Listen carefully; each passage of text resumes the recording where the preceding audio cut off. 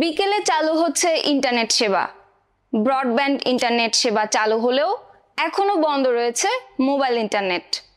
কবে নাগাদ এই সেবা চালু হবে তা নিয়ে চলছিল নানা জল্পনা কল্পনা।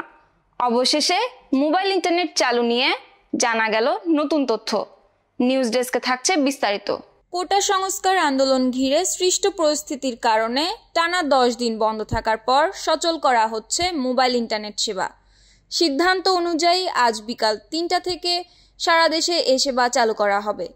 রোববার বেলা 11টায় বাংলাদেশ টেলিযোগাযোগ নিয়ন্ত্রণ কমিশনে ব্রিফিংয়ে এ ঘোষণা দেন ডাক, টেলিযোগাযোগ ও তথ্য প্রযুক্তি প্রতিমন্ত্রী জুনায়েদ আহমেদ পলক। আমরা মোবাইল নেটওয়ার্ক অপারেটরদেরকে নির্দেশ দিয়েছি তারা যেন 4টি মোবাইল নেটওয়ার্ক অপারেটরই আজকে 3টার পর থেকে তারা মোবাইলে 4G নেটওয়ার্কটা পুনঃস্থাপন করে এবং পাশাপাশি 3 দিনের জন্য 5 GB করে ডেটা সবাইকে বোনাস হিসেবে দেয়।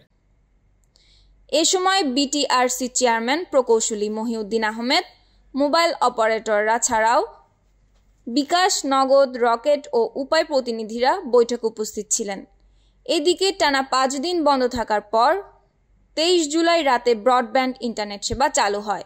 অপরদিকে 3টি সামাজিক যোগাযোগ মাধ্যম ফেসবুক, ইনস্টাগ্রাম, হোয়াটসঅ্যাপ এবং টিকটক বাংলাদেশে এখনো বন্ধ।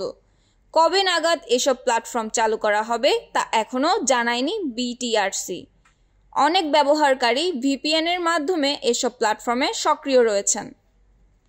নিউজ ডেস্ক, সুপ্তি রায়, ভোরের আকাশ।